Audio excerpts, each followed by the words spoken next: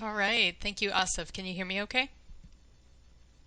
Perfect. Let's go ahead and get started. So good morning or good afternoon to everyone who's joining the webinar today. I'm really thrilled to be here to talk about user adoption. And the webinar today is really going to focus on why user adoption initiatives that deliver positive results at one company often fail when you take the same approach and drop it into another organization.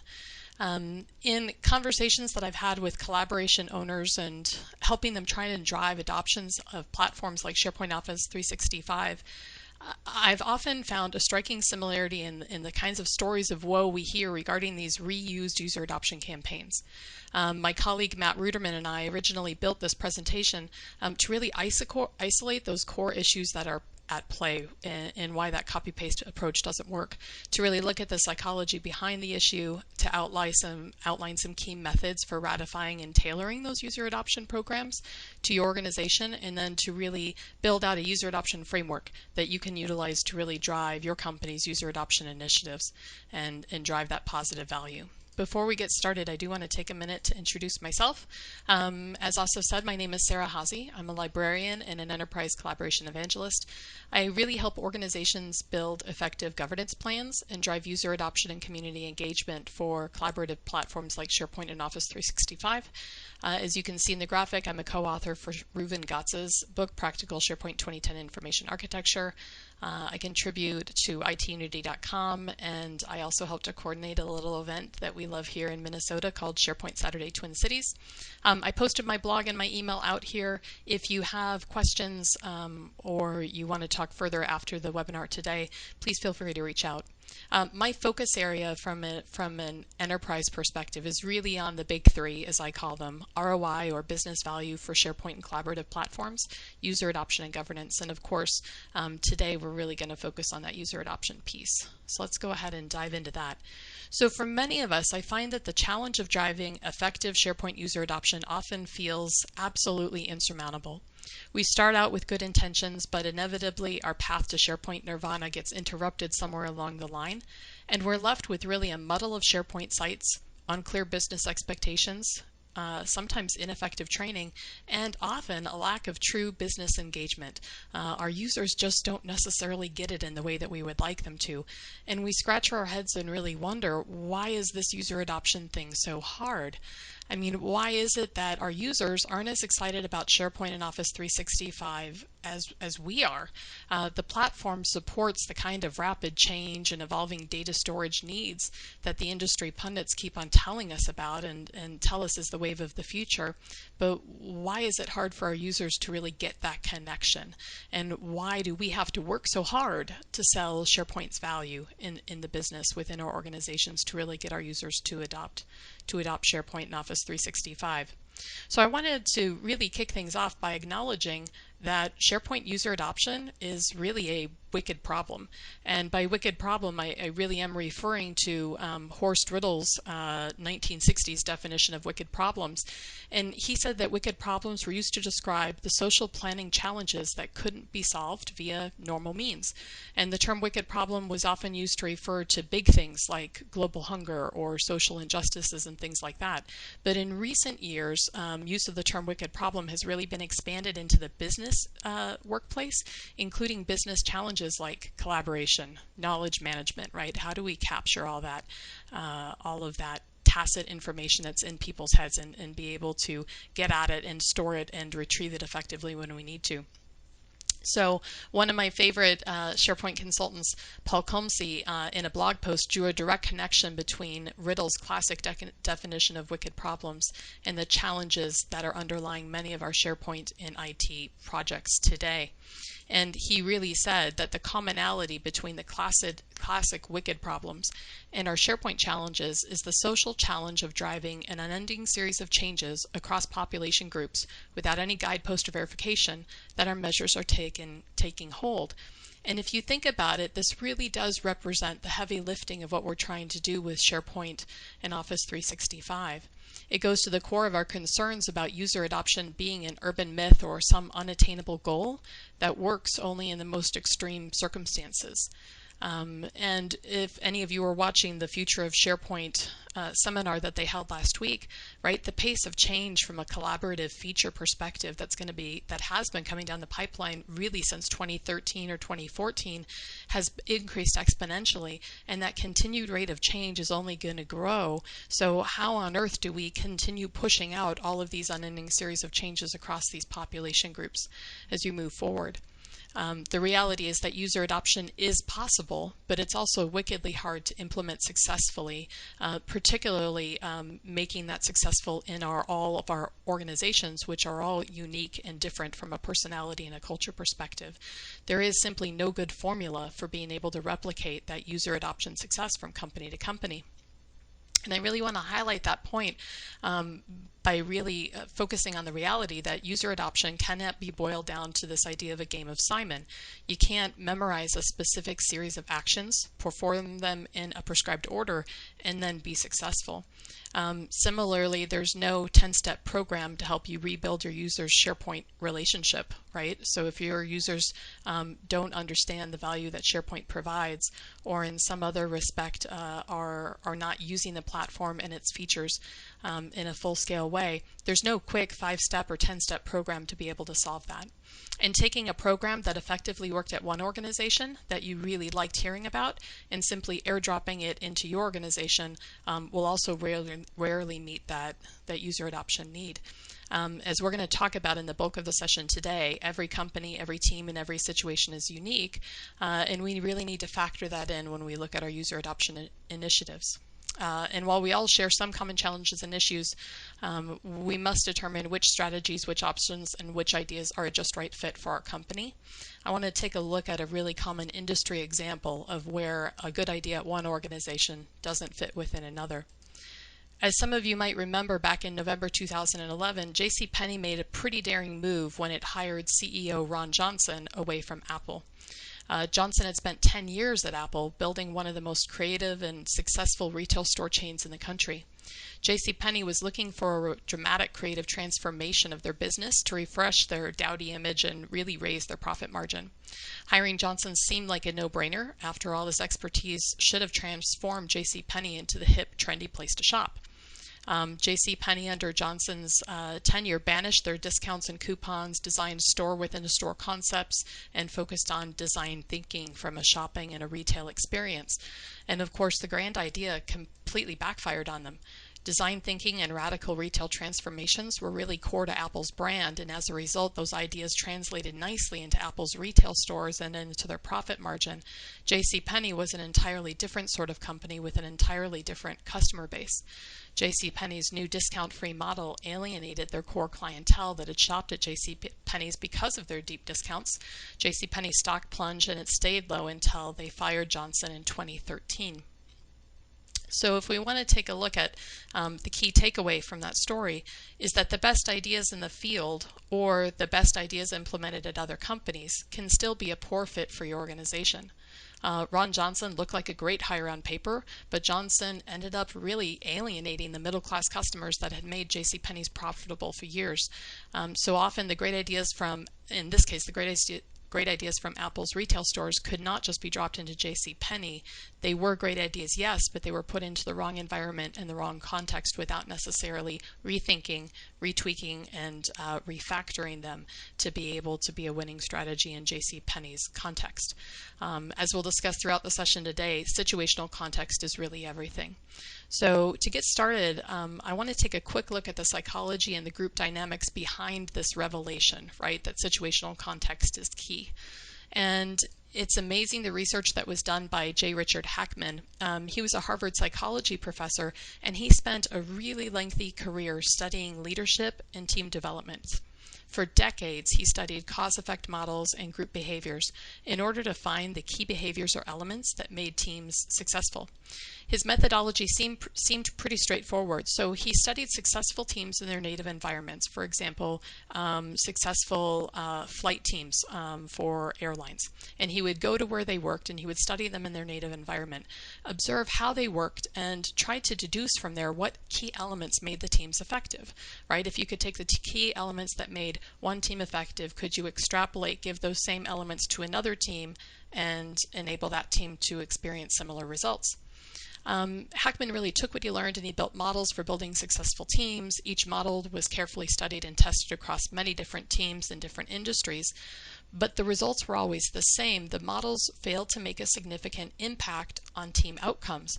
So just because you could take what worked successfully for one team, as soon as you went to apply it to another team, it didn't have the same impact. And in one of the most powerful summary statements on his research, Richard Hackman said, "Even a brief reflection on group behavior prompts the realization that something that generates a particular outcome in one set of circumstances may make no difference or even have the opposite effect in other circumstances." And what that really gets to is the heart of user adoption programs that are merely copied over from one successful organization into another successful organization rarely successfully make that jump. So Hackman really realized after years of research that there was no silver bullet approach to being able to replicate success across teams. He went back and refactored his approach, started testing again, and validated that it isn't the approach that the teams took that predicted their success. It was the team's pre-existing conditions that predicted their outcome. And those predefining conditions are really important both for team success and for user adoption success. So we're going to move forward with taking a look at the 4 key issues that can impact your ability to reuse or copy user adoption efforts from other companies.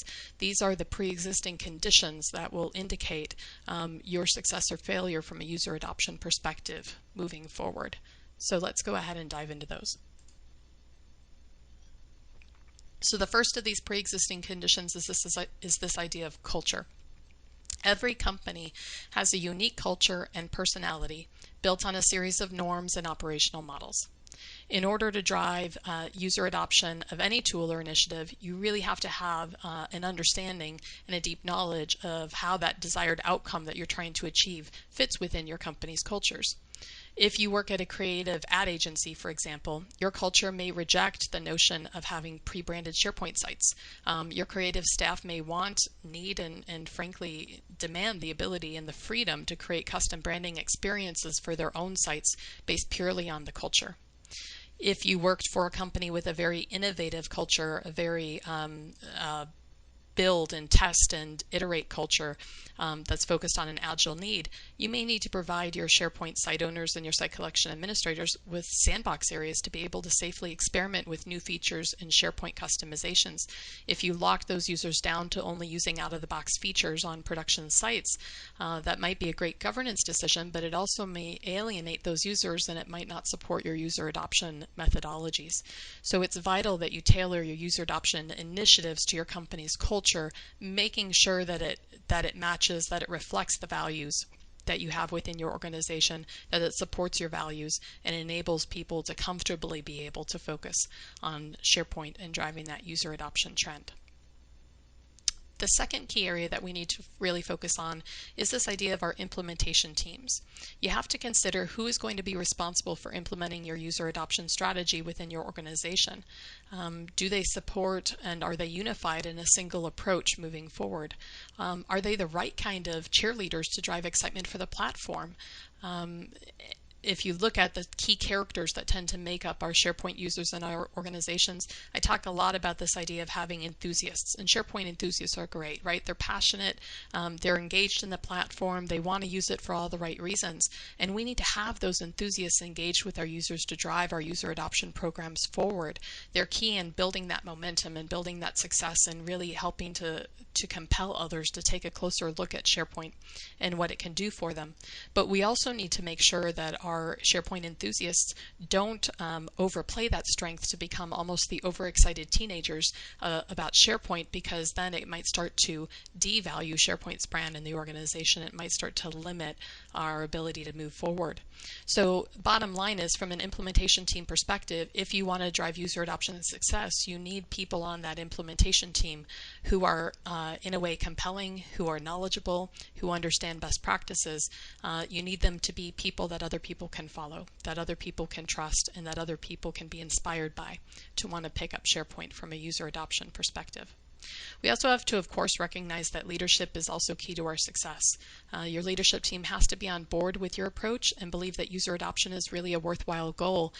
The reality is that your user adoption programs are going to take an awful lot of time, energy, and resource capability. So failing to include your leaders early on in that user adoption process can put the long-term health of your implementation and your funding for collaboration, SharePoint and Office 365 ultimately in jeopardy. So that you have to make sure that from an implementation perspective that they're on board with where you're going. The next key group that you really need to take a look at are your users. You have to get to know your user base and understand, are your users really overwhelmed by all the SharePoint and Office 365 technical jargon? Is the whole idea of understanding Power Apps and Flow and how they can be utilized right within the collaboration suite in Office 365, is that just overwhelming to them? Do you really need to help make it easier for them to be able to onboard? Or do you have developers at heart in your organization that just want to really cowboy up? They want to have admin privileges and they just want to be able to play with the new tools in a safe sandbox area to be able to learn it, and you need to support them in that way. Or are your users disenfranchised, right? Did they suffer from bad collaboration implementations previously that have come before, and is there some repair work that needs to be done in that relationship before we can implement user adoption programs and before we can really ask them to implicitly trust and be able to invest their time, effort, energy, and ideas into what collaboration can bring them? And then lastly, do you have SharePoint site owners that are really voluntold, right? That don't necessarily even know that they own SharePoint sites, much less want to, and do they resent to a certain extent the imposition? If you're in that situation with your users, you have a lot of repair and nurturing and trust building to do in that relationship, and making sure that you have the right users and the right key roles before you can start working through some of those user adoption initiatives. So ultimately, your user adoption solutions have to be inspired by and designed for your user base. I always find that users are interested in functionality that can improve their lives, but they won't necessarily have time to learn the functionality while they're also doing their day job, which is what they were hired for.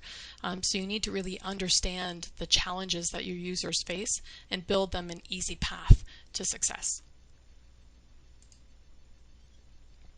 And then the last of our 4 key pillars that we need to look at for user adoption initiatives is really this idea of strategy. And this is a really common one that I talk to people about. They have a strategy and a goal, right? We want to really put SharePoint and Office 365 in the hands of all of our business users. We know it can make a difference in the way that they work, and we really want to enable them to do great things with a platform right out of the gate. But oftentimes they tend to look at that long-term strategy without thinking about the steps that have to happen and where they are in the continuum of their user adoption journey. And I always recommend that you really have to stop and think about not only what the problem is that you're trying to solve, but where you are in that journey. And you can't be too quick to get into the 400 level type of initiatives for user adoption when you still need to work on your basic 101 user adoption needs. So you really need to take the time to build some kind of an overarching strategy for your user adoption initiative that identifies where your company is today and builds from there. If your users don't have a base level of understanding about how to use SharePoint or how to apply permissions correctly, for example, you really want to start with that training and that awareness before you dive into a really advanced user adoption topic or initiative that really isn't meeting them where they're currently living.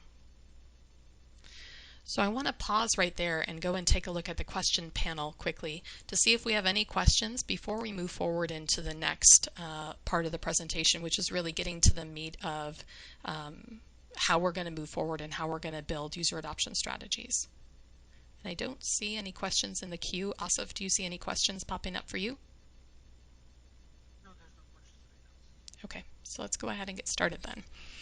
And we'll dive into the next section. So next, we're going to take a look at, we've already examined the shared psychology behind user adoption and outlined the 4 keys to really building your successful user adoption plan, right? Your culture, your implementation, team, your strategy, and your users. And now we're ready to actually start planning. So we're going to take a look during the bulk of the webinar today at user adoption growth initiatives for two different companies. I'm going to call them Company A and Company B.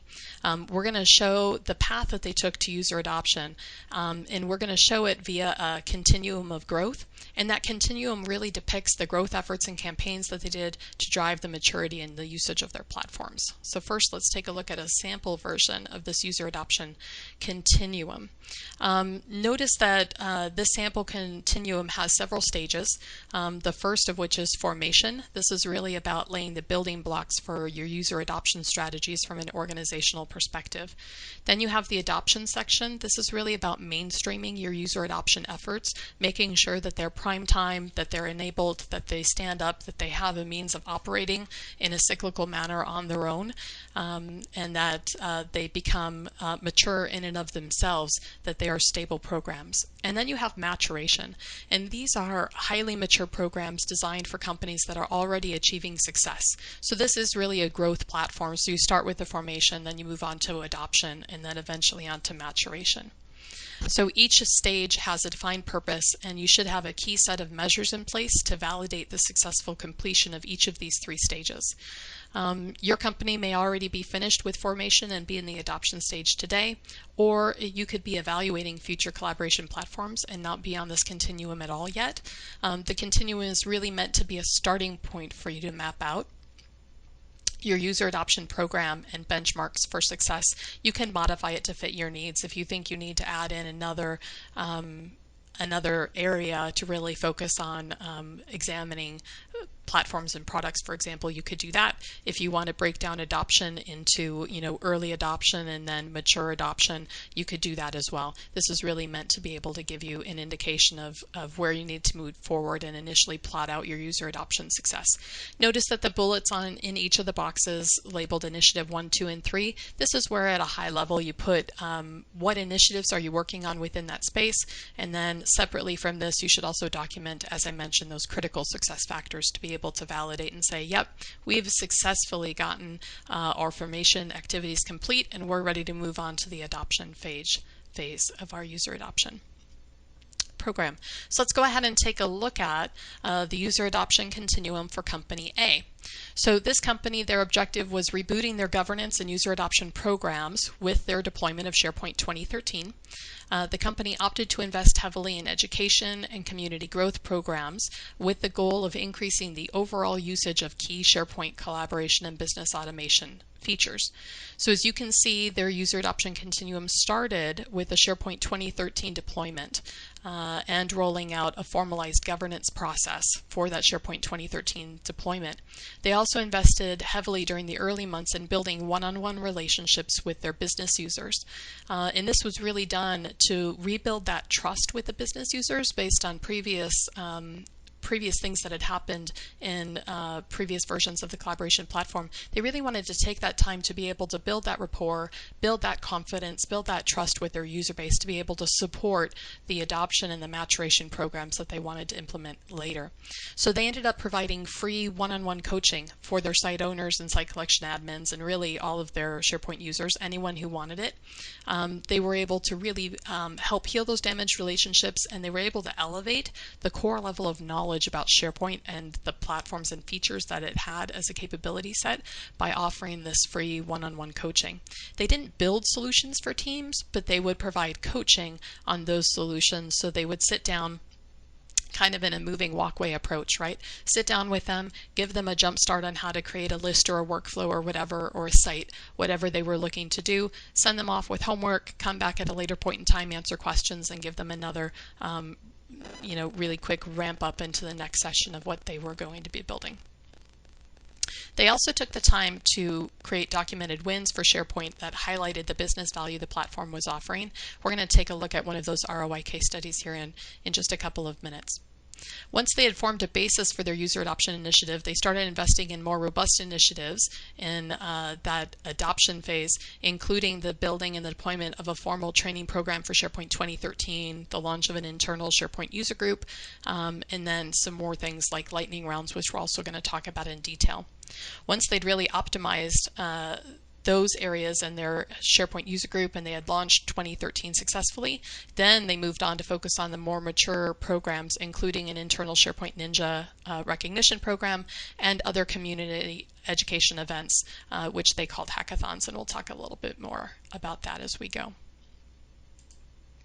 All right, so I think it's really important to take a look at the implementation team that Company A had in their approach. So they opted to invest in building an enterprise center of excellence for SharePoint, and that was really key to their success. That COE served as the backbone for their enterprise training, the governance, and their community initiatives. The COE's sole focus was really to increase the knowledge and use of SharePoint across the enterprise. They didn't have any build-back strategies in place. They were really focused solely on how to be able to build functionality for the users, how to invest in those kind of enterprise level programs to be able to raise the water level really on SharePoint's usage across the company.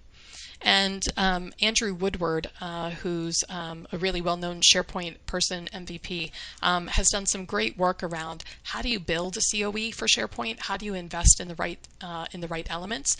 COEs can be sometimes loaded terms for some companies, but regardless of what you call it, the main tenets behind the COE that Company A used in theirs, I think it's really important to take a look at that from a more academic perspective. How do you invest? How do you really build out a COE? The URL that's on your screen will take you to a SharePoint Conference 2012 presentation that Andrew Woodward made, really about how to build this idea of a center of excellence, regardless of what you name it, how to focus on having all roads leading to one endpoint, one team, one person, one methodology for being able to learn about SharePoint, and how to really engage your users in a way that gets them excited about utilizing the platform. So if you'd like more information on a Center of Excellence team and how to build one, go and check out that presentation. Now that we've talked a little bit about Company A's continuum and we've recognized that their COE was vital to their success, I want to take a look at a couple of the programs and initiatives that they ran in some more detail. So the first thing I want to talk about is this idea of ROI case studies that they built. Their ROI case studies were very specifically designed to be delivered in a format that was pleasing to the leaders of Company A. They opted to build these ROI case studies, one case study per SharePoint project or solution that they implemented. And they opted to build them in PowerPoint slides because PowerPoint slides were a common medium at Company A. If Prezi was a common medium at Company A, they would have built this in Prezi. If napkins were a common medium in Company A, they would have probably done it on a napkin as well. So they really did try and factor the medium for these ROI case studies into a medium that would be suitable for the company leaders, and that was in a manner in which they would want to assimilate. They broke down the case study. It was always just a single slide, and they broke it down into highlighting the business need, the solution that was built, and the benefits. The business need is often the hardest part to write of these ROI case studies because you got to make sure that you encapsulate the business pain that was involved in the problem, as well as simplifying it down to a level where all of the leaders could understand clearly what the problem was and what the opportunity was and how to engage moving forward. From there, they went through, of course, talking about the solution and then the benefits, and you can see that most of the benefits here are really soft benefits, right? So for this particular solution, we basically centralized an issue tracking solution that really prevented users from having to go in and track issues separately and then copy and paste the data together from multiple Excel spreadsheets into one single spreadsheet, a master spreadsheet. We moved all the data online to SharePoint. We created a custom list where people could track all of these issues centrally, and we were able to assign individual issues to team members to be able to resolve them and create filtered list web parts to be able to show people open issues that were assigned to them. So pretty simple core functionality that really existed all the way back to 2007. From a SharePoint perspective. And the benefits that this achieved for them is they no longer had to work on compiling and sharing out multiple spreadsheets. Everything was all centralized in one location. Everyone can really add and view issues simultaneously. They didn't have to worry about, oh, can I get into the spreadsheet and log an issue because someone else is in the spreadsheet logging an issue. They obviously were able to avoid a whole lot of work just in duplicate reporting of issues and the copying and pasting work of merging all of the multiple spreadsheets together into one data source. And then, of course, we provided a dashboard that queued up the key deliverables and issues that were open that were assigned to each user. And in the end, Company A was even able to put a dollar value to this by literally looking at the time savings factor, right? How much time did this process save? How much of the manual copy-paste work was actually saved? So they ended up building many of these case studies on individual SharePoint solutions and projects, and they put them all together in one document library in SharePoint. And they added metadata to that document library. So literally the entire document library was a series of one-page ROI case studies. And then they had some metadata that called out which line of business or department was this built for, which fiscal year was it deployed in, and what was the ROI dollar amount if there was one for the solution. Sometimes you're going to want to have, sometimes you will have the quantitative benefits for your projects. Other times you might have more qualitative benefits, right? Improving the work, getting rid of the work that your users don't enjoy doing, that soul-crushing, spirit-destroying work that makes them want to gnaw off their own mouse hands, as I call it. So we ended up putting that all together in one document library, and ultimately each file was just a one-slide ROI case study. The notes within the file was all the details behind the case study, so more information on what was done, how it was done, more detail behind all the benefits, and the details that went into calculating out the cost savings. So ultimately what's great about this, it provides an executive abstract view, and it really made the case study summaries easy to understand, easy for their executives to be able to pick up, look at, and understand later. It also drove really a partnership between business teams and the SharePoint team.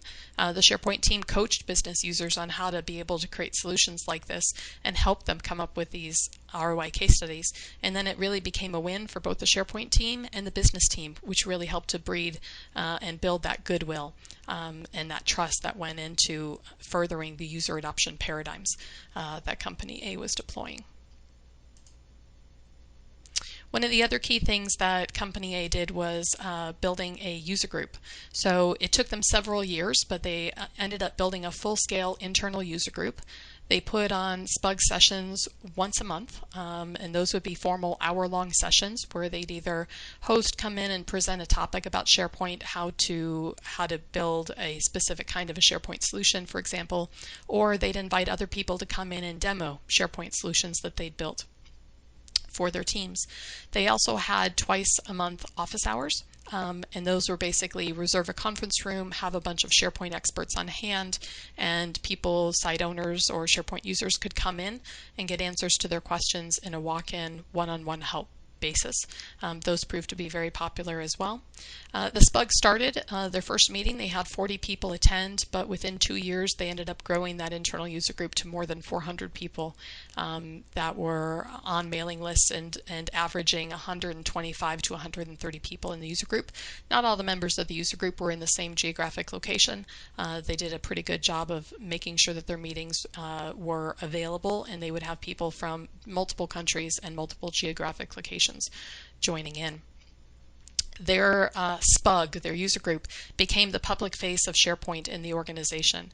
New users would often attend SPUG meetings and get pulled into other internal community events and programs. It ended up being a great pipeline for growth in being able to really reach out to additional users, pull them into the fold, make them feel welcome, and get them more involved in the community. The Center of Excellence at Company A really did have to dedicate a great deal of time and energy into building out the SPUG topics. With running one per month throughout the year, obviously that's a decent amount of planning and investment in terms of building out those topics month over month. So definitely something that took a lot of resource time, but really was the foundation and bedrock once they got to that adoption and maturation phases of their user adoption continuum for where they were going. Another key approach that they took was something called a lightning round. And the lightning round is really a series of short SharePoint demos that were done rapid fire as part of a show and tell session for internal users. We actually, at Company A, did lightning rounds during our SharePoint user group sessions, and we would do a couple of them a year. And we would invite 3 to 4 different internal business teams to come in and present a compelling SharePoint solution that they had built. We asked them to come in and really provide an overview of what the business need was and what they built and how it worked for them.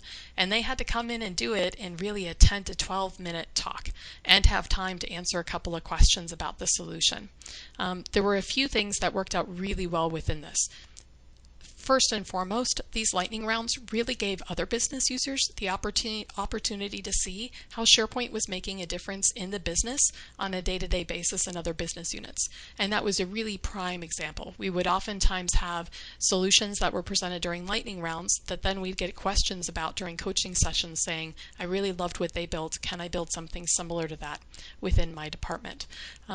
It also gave a great opportunity for the individuals who presented during the lightning rounds to get more involved in the community, to be able to get some recognition for what they had done and be able to educate the community at large about what they had put together. We ended up doing these again as 1-hour segments. We'd invite 3, sometimes 4 business teams. The business teams would often want some coaching ahead of time about which solutions to present, how to keep it at 10 to 12 minutes. For any of you that have done SharePoint presentations, it can be much harder to deliver a talk in 10 minutes than it can in 60 minutes. So oftentimes the time frame of the session, we would sometimes hold practice sessions and things like that to help them become more comfortable with being able to deliver those lightning round talks. But the lightning rounds were very effective at drumming up enthusiasm with the user base for SharePoint of what it could do. The other thing that I really like about these lightning rounds is that they don't require nearly the community infrastructure within your organization of some of the more mature programs like a recognition program.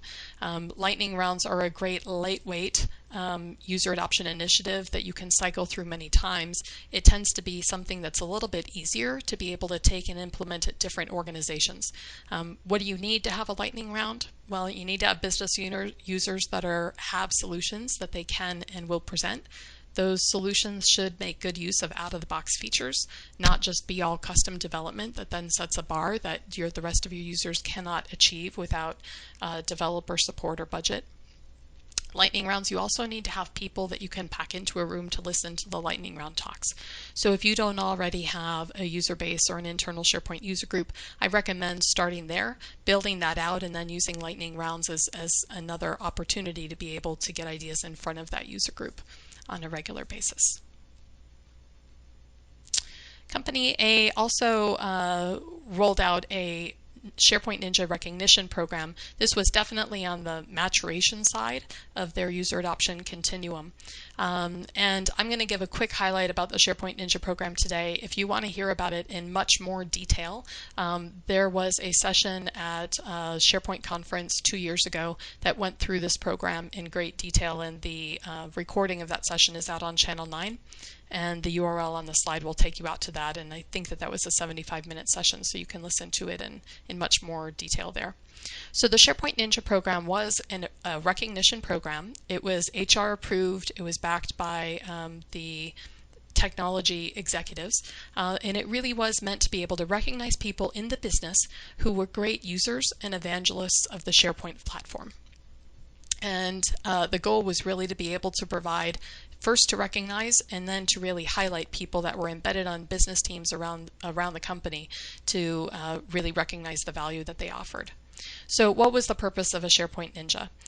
The purpose was really to build effective SharePoint sites and solutions. That's first and foremost. They had to really be able to build things that were effective, that used SharePoint's core features well, that reflected best practices appropriately. They had to be great evangelists for collaboration, right? So if they're in a meeting and they hear about an opportunity where a SharePoint or Office 365 feature would really play well, to be able to be good evangelists for using the collaborative features as in opportunities where they could. They really needed to teach others what they know. So the ninjas were definitely not on the information hoarder side, right? They were really keen to be able to share what they know with others, to be able to give away the knowledge that they had gained, and to freely want to learn from others and continue to grow in their knowledge of SharePoint. Obviously, they needed to support the enterprise vision for where the enterprise was going, both from a governance perspective and a user adoption and community program perspective. And then they needed them to remain embedded on business teams, because the goal was not to necessarily hire all these ninjas onto some enterprise or center of excellence team, but to really keep them local, because the power of the ninjas was to really be able to impact people in the departments that they work closely with every day, and to really be able to not only sell and evangelize SharePoint's feature set, but to help people feel comfortable using the technology on a day-to-day basis where they worked. All right, so the Ninja program ended up being a 4-level program. It started out with level 1 Sapphire Ninjas, level 2 Emerald Ninjas, level 3 Ruby Ninjas, and level 4 Shadow Eye Ninjas. And the reason for the 4 levels is to give the ninjas an area for growth and an opportunity to mature even within the recognition program. So new ninjas were always recognized as level 1 Sapphire Ninjas, and from there they could grow into the other 3 levels. Ninjas, they didn't have to apply to become a ninja because it was a recognition, but they did have to submit some information to the Center of Excellence team in order to be considered for ninja recognition status. And that information went to: what features have you mastered within SharePoint? Can share some hyperlinks or URLs to SharePoint sites that you have built, so that we can take a look at that and validate that that worked, that you did master those features, and that you are able to create successful sites. And then answer a few questions about how you learned how to use SharePoint, how you want to grow in the platform. Are you interested in having a SharePoint mentor or in mentoring someone else in their growth and knowledge of SharePoint? We used this idea of mastery of features within SharePoint to designate the different levels of our ninjas, from level 1 all the way up to level 4. So you had to have mastered at least 5 feature areas within SharePoint to be considered a Sapphire Ninja. You had to have mastered 10 to be an Emerald, 15 to be a Ruby, and 16 or more to be a Shadow Eye.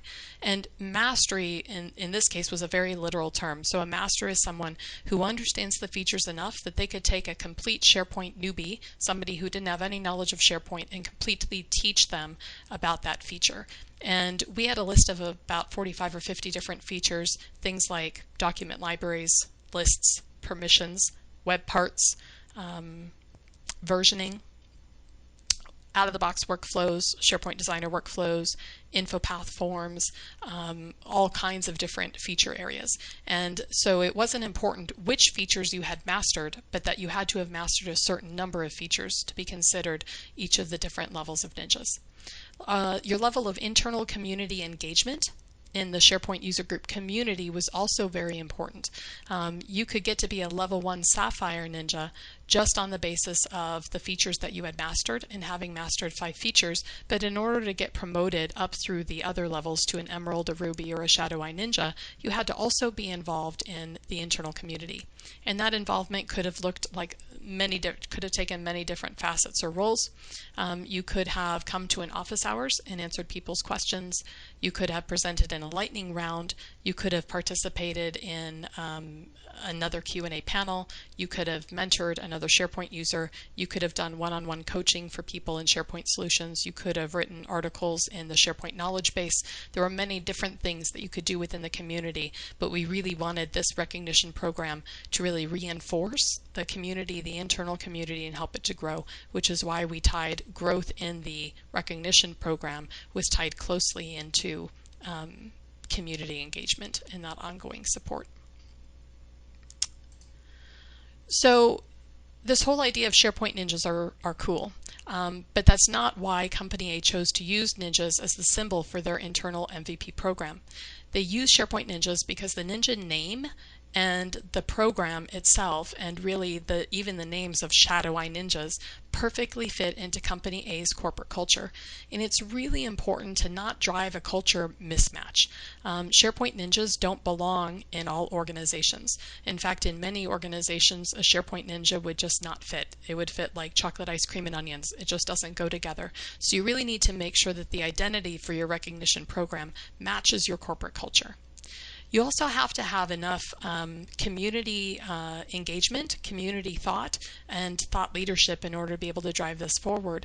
As I always describe it, you have to have a lot of juice, a lot of energy to be able to launch a program like this.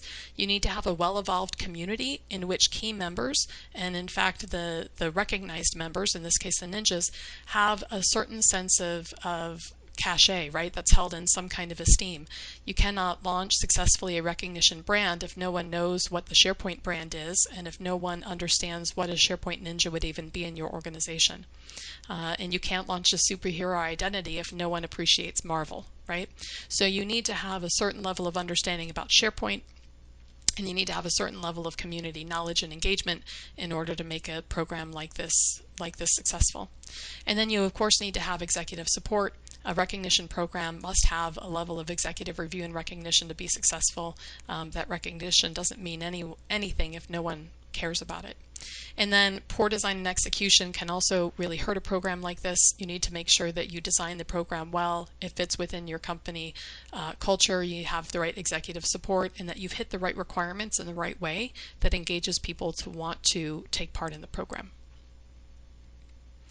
So the last initiative for Company A that I want to talk about is this idea of a hackathon. And remember that this was, again, one of the more mature programs that was talked about at the very right-hand side of their user adoption continuum. And the SharePoint Hackathon was an educational program that they ran at Company A.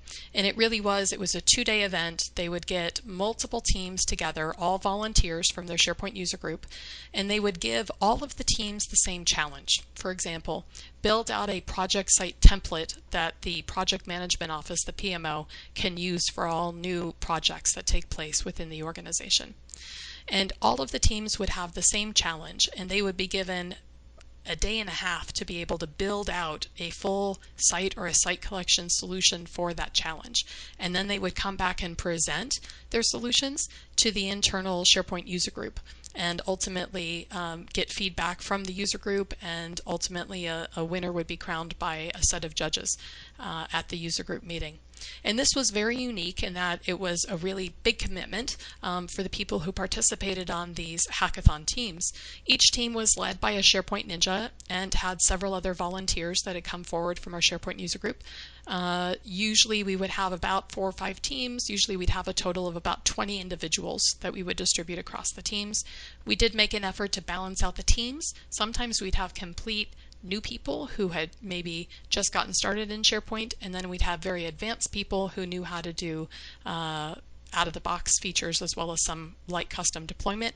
We put rules around the event. For example, you cannot deploy any custom code, or you could create SharePoint Designer workflows at will, those kind of rules. We also provided some technical expert resources to loan out to the different teams. Every team would get about 2 hours worth of an expert's time that they could pull in whenever they desired to either help them design their solution, ratify their solution, or help them troubleshoot bugs in what they were building.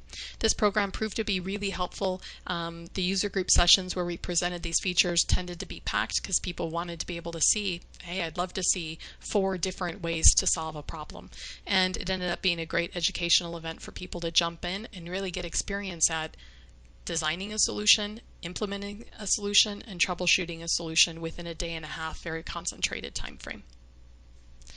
So that really closes out some of the things that I want to talk about Company A. Let's move on to Company B. Company B has a very different kind of a user adoption continuum. Company B has had SharePoint in place for several years, but is generally suffering from a lack of business engagement. So their focus is really on building sustained user adoption initiatives that drive use of a variety of SharePoint features. So they're forming their user adoption programs through a series of starter programs and projects. They've decided to hold coffee chats with some of their key business users to build stronger relationships and understand the opportunities and challenges in driving engagement at Company B for the platform. They're also seeding some starter projects that they can use as really a portfolio of what SharePoint can do, and that will make great case study examples for SharePoint's use and how it can simplify business processes. They also have some pre-existing governance processes that they want to optimize as part of their formation efforts.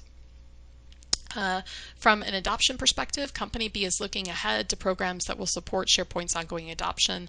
They're launching a series of SharePoint training classes and bringing in an outside vendor to be able to support that model.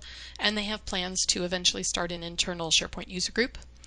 They're also looking to build a more formal showcase experience for SharePoint, and the showcase would enable business users to experience SharePoint sites firsthand and really providing them with an immersive experience where they could experience SharePoint sites and then get instructions on how to build out different solutions like what they have seen in the showcase. I really want to highlight for a minute the maturation column for company B. Notice that the items listed there, they generally say that they want to have some kind of a solution days event and some kind of a recognition program, and that's showing up in gray text. The reason why that's in gray is because company B is still in the early stages of their user adoption journey. While they've heard of other organizations like company A that hold these recognition programs and community events, they don't know whether those are the right programs for their organization or whether they're the right fit yet.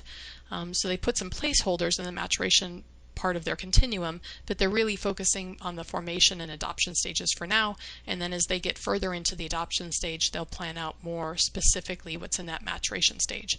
And this is a perfectly appropriate way to go about this based on where company B is in their user adoption cycle. You don't have to know everything about what you want to deliver in that maturation stage if you're really still in either the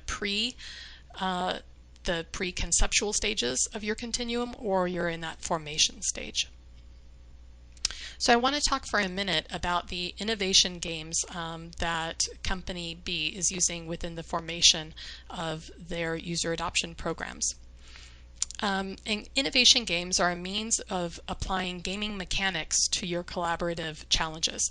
They're a set of simple games that you can play with your customers and your peers to drive some kind of shared understanding. There are many different types of games, and each one of them is designed to elicit a different outcome. So some games are really geared to uncovering unmet market needs. Others can be used to drive product and service usage. Others are designed to build or repair broken relationships or to build strategic plans.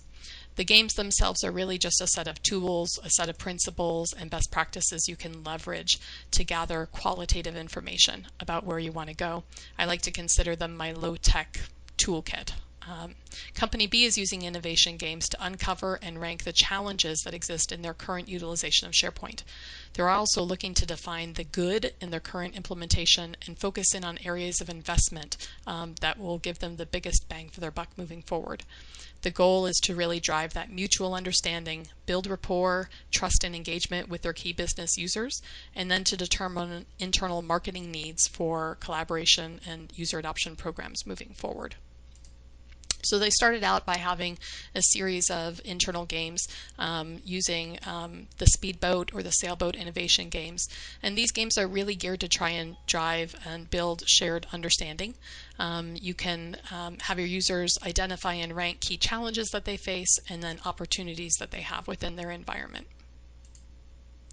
And then this is an example of another innovation game that you can play. This one is really geared to connecting with your user base and building personas that represent your SharePoint users. These type of personas can be invaluable in helping you design your user adoption and maturation programs moving forward. And then just to show you a couple of other ideas about how these innovation games can be helpful, you can use them to generate new user adoption program ideas. So you can basically give people, pull some of your SharePoint users in a room, give them a SharePoint problem to solve that's related to user adoption, and have them come up with some different themes or ideas on programs that they could put forward to be able to solve that need. And here are some examples really in pictures of what some fun programs could be, and including this key learning program called ShareQuest. Where people can basically go on some kind of a quest to learn more about SharePoint, its features, and how those features could really help them. All right, so let's wrap things up today with a look back at the 4 key issues that we talked about that really impact our ability to reuse or copy user adoption efforts from other companies. The first one that we talked about is culture. And ultimately, you need to recognize which user adoption and programs are suited to your organization's personality and culture. You cannot launch a hackathon at a bank. It simply won't work. It doesn't make sense. It's that chocolate ice cream and onions methodology. So you really need to ensure that your programs are not at odds with your industry or with your enterprise goals or the values that you hold within your organization. I would also recommend looking around and find out what your company has a natural aversion or an affinity for. Look at why certain initiatives, programs, or even marketing campaigns work. Find out why they work so well and try and emulate some of those programs, or at least learn from the key wins and the silver bullets of what they found. If SharePoint has a bad reputation at your company, I would say find out why, and that should really inform your user adoption programs moving forward. You can use that knowledge to be able to really drive better user adoption initiatives. In the end, we don't really want to reinvent a broken wheel. We want to make sure that we're putting our best feet forward to be able to drive the kind of change that we're looking for. Oftentimes we need to accept that some user adoption ideas, while they work very well at some companies, that those user adoption ideas may not work in your company. And there's not a finite set of great user adoption ideas. We've explored a few during this meeting, but there are a lot of them out there. So don't feel if you cannot run a hackathon at your company that you cannot find other programs that you could do that would provide just as much educational value to your users. If you haven't already, I also encourage people to go out and create a mood board. Create something that really illustrates the important themes and the core personality and drivers for your organization. I find that doing that can provide you with the inspiration that you need to dream up your user adoption programs and to make sure that they fit within your company culture. The next key tenet that we talked about was implementation teams. I always recommend starting here with a gap analysis. So if you're running user adoption by committee, do you have the right people on that committee to be able to drive your programs forward? Do you have the executive support that you need and the resources that you need to support some of these user adoption programs that can be time consuming? Do you have a center of excellence? Do you need a center of excellence? Do you need consulting resources? It's important to really take a look at who your implementation team is, and make sure that what you're designing to build from a user adoption perspective fits into and can be accomplished by the implementation team that you have. It won't help you to set goals and priorities and not be able to effectively reach them based on limitations of your current implementation team. So make sure that whatever your user adoption continuum is, that it matches your team's size and capability set. From a user-based perspective, I would encourage you to explore this whole idea of innovation games and have conversations with your users. Have those coffee chats, have those sit-down discussions to get to know them and what they need. Find out what they like and how much they're willing to engage with you on the platform. Once you know your users are, and maybe you even built some user personas so you can understand those users better, then you can design specific user adoption initiatives that will really help to reel those users in. And then from a strategy perspective, it's really important that we don't throw piecemeal initiatives against the wall hoping to find something that sticks. I find a lot of organizations that unfortunately try something. If it doesn't work, they kind of just leave it hanging there on the wall, and then they try something else and try something else and try something else. It's really important to take the time to build a strategy and a vision document. Sell it to your leaders or to your internal constituents. If you can convince the people that are already on your side that you have a solid plan, then you're off to a great start for being able to convince the rest of your organization that you want to adopt SharePoint, that you're moving in the right direction. Again, you want to line up your executive support early. You really want to focus on playing the long game. User adoption is not a short-term initiative. It's a permanent part of your portfolio moving forward. So you really want to think about what you can support in the long term. Great example of that, if you're going to launch a SharePoint training program and you're going to outsource to a vendor to deliver that training, do you have the budget to be able to pay that vendor on an ongoing basis? SharePoint training isn't something that you do once and set aside. Oftentimes those training programs live into perpetuity at your company, so you need to make sure that you're supporting that for the long term. And finally, to kind of sum up everything that we've talked about today, please don't copy other user adoption ideas just because they sound cool. Build your own user adoption continuum. Make sure that the user adoption programs that you're moving forward with are going to make a difference in your company and are well suited to your culture, your implementation team, your users, and ultimately your strategy. So with that, we'll move forward and take a look at the question panel and see what questions we have. I'm not seeing any questions yet in the panel. Asif, do you have any? Yes, there's actually a bunch of questions out there. Oh, I cannot see them. Hold on. Okay. Unfortunately, I only see one. Someone said, cookies. I'm assuming that's related to the gingerbread cookie I had on the main part of my board. If you can read them out, Asif, I'd be happy to repeat them so that way we can capture them for the reporting. Sure. Jennifer's asking, how long would a company like Company A, or plan like Company A take to roll out? Okay, so the question was a plan like Company A's user adoption continuum, how long would a plan like that take to roll out? And I think that that's highly dependent on many of the factors at that company, including how big an implementation team you have and how big the company is. Some programs, like building a training program, let's say, would take much more time if you insourced it, meaning that you devised and delivered that training program and versus outsourcing it. And depending on how large your company is, it could take you a lot longer of a time to be able to implement that. So I can say that in this case, Company A is a real company. It was a large-sized company, and the user adoption continuum that you saw there was over several years to complete. But again, that would be highly variable based on the size and the type of company and the size of the implementation team. Okay. Bridget is asking, it feels like the cycle of new employees entering and exiting is a big obstacle for sustained success, particularly the changes in leadership, sponsors, or team individuals, specifically driving the work. What can be done to mitigate impact to users during these times of company churn? Right. So the question was, just to repeat it for the recording, if you have a lot of turnover both for your users and your executive team, how does that impact moving forward, and how can you sustain your user adoption efforts? And that's a really good question. So from a user-based perspective, the whole goal of having these user adoption programs is to be able to ease that level of churn over time. Right? If you're going to invest ultimately and you get to that adoption stage and you build some kind of an internal user group, the whole goal there is to be able to ensure that that user group manages to go on and thrive, even if you take a couple of the core members out of that user group who initially started it. So that always is the intent. And those types of things tend to be able to move themselves forward pretty well if you have a solid model. Losing a core member of like a center of excellence team can be diminishing from a user adoption program perspective, which is why it's really important to get that executive buy-in so that hopefully you can replace those resources that you lose over time with other resources. Executive leadership leaving can have a very large impact. If you have an executive leader who is very supportive of your initiatives, is even hands-on and being able to be an evangelist for SharePoint in your collaboration feature set, it can be daunting to have suddenly that leader move on and then you have another executive leader that you have to bring into place.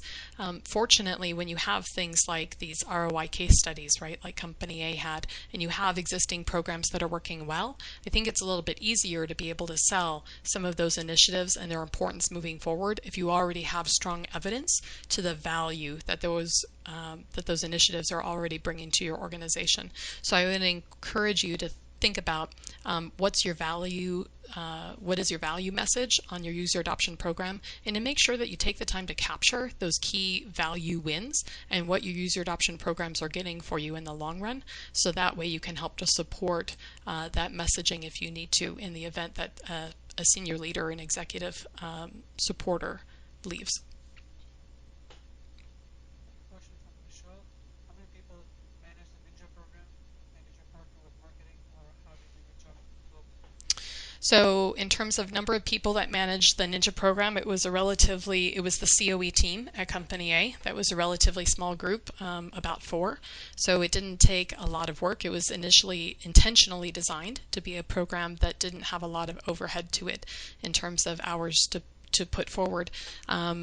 Company A did not necessarily work with marketing to deploy the program or to support the program, but again, as I mentioned, they were in a more mature stage of their user adoption initiative, and they already had a pretty good marketing arm within their own user group and community, so they didn't necessarily need that outside help. They already had it pre-built in, which is why it was important that that recognition program didn't launch earlier. They already had all of the core marketing and community campaigns that they needed to support that initiative.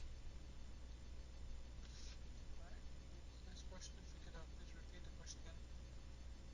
So there's another one from Samu. as a description, we plan to migrate documents to SharePoint Online. Currently, we're using a folder structure. Going to metadata is a pretty hard challenge. Do we just keep the folder structure, or do we try to do the metadata? All right, so the question in this case was somebody is moving from, I think they said SharePoint to Office 365 Online. They currently have a folder structure for their documents, and do they keep a folder structure in Office 365, or metadata seems to be a tough sell there. So do they stay with folders, or they move to a metadata discussion? And that's a pretty complicated question. In fact, that ends up becoming a great philosophical point of debate for almost all SharePoint enthusiasts out there, folders versus metadata. And I think the question or the answer has to be it depends. It depends on a great deal of factors. I find that in order to successfully replace a folder structure methodology to storing your files with a metadata structure or a document sets structure to be able to manage your files, for most users does not come natively, which means then you have to set up a paradigm for success for them.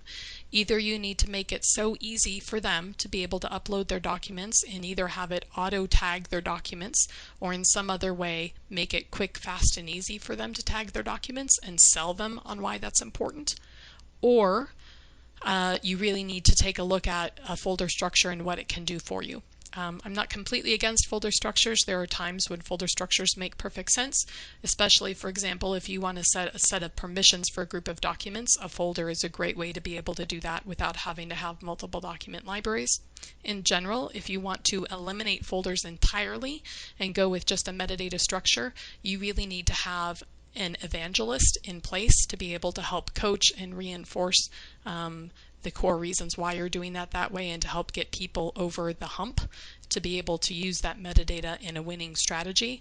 That's usually very labor intensive from everywhere that I've seen. So I think you need to think carefully about that before you move forward. Most of the time when you start out with that metadata driven strategy, it ends up eventually turning into folders anyway. So I would think carefully and place your resources where you think you'll get the biggest bang for your buck in terms of using that metadata strategy.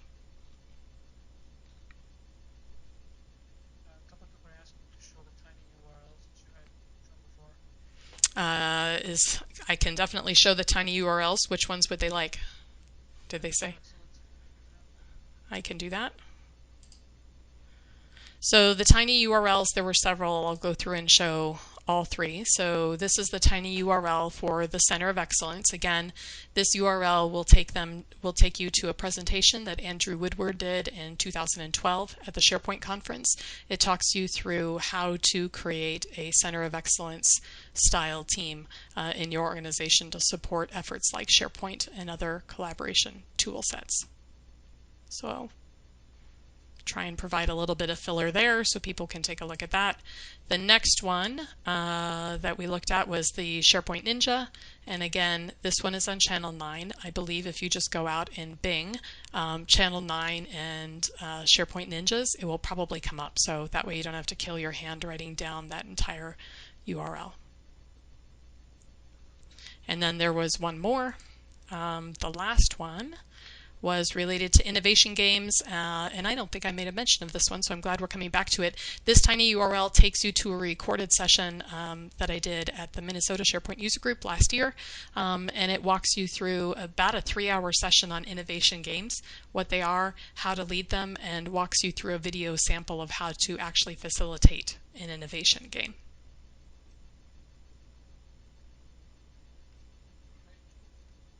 Okay, a question from Michael.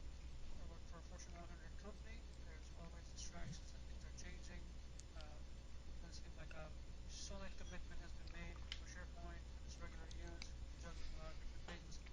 Support from user and upper management is often difficult. What cares can you suggest to get greater interest and involvement from mid-level managers and employees? All right, so the question was, working for a Fortune 100 organization, many different initiatives and programs. If SharePoint doesn't really have a lot of emphasis on it today, what can we do to get mid-level managers excited about what SharePoint can offer? Just to really paraphrase that question. You know, the place that I always recommend starting when you're looking at trying to get people to really care and understand the value that SharePoint brings, I always come back to this kind of ROI case study slide. if you are kind of the power of one and you want to try and make an impact and create some positive ripples in your environment around SharePoint, I think being able to target and build SharePoint solutions that make a difference, even if it's just for one small team or one department within your company, being able to build those solutions and then document the need, the solution, and the benefits of those solutions effectively. Once you can amass some of these ROI case study summaries, they really end up being calling cards for what SharePoint can do. And if you can get to the point of having enough of them that you achieve some kind of an overall quality of life improvement or a quantitative either money saved or even revenue generated in some cases, oftentimes this can make a difference because this goes to the value and the outcome. And those mid-level managers, if there's a lot of other things going on, they might not necessarily have the time to become a true believer in what SharePoint can do, but they might believe in what the outcome that SharePoint can deliver. And that really is the place that I focus first. And then from there, you can back up into the how on earth do we get to the point of getting that delivery. Great, and that was the last question. Perfect. Perfect timing as well. It's only about a minute remaining to the official end of this webinar. So, are there any last thoughts from you, Sarah? No, thank you for the great questions. They were really insightful. And just as a reminder, I already had it up here. I'll put it back up again at the end. But if you want to either check out my blog or send me a note afterwards, please feel free to reach out. Thank you, Asif.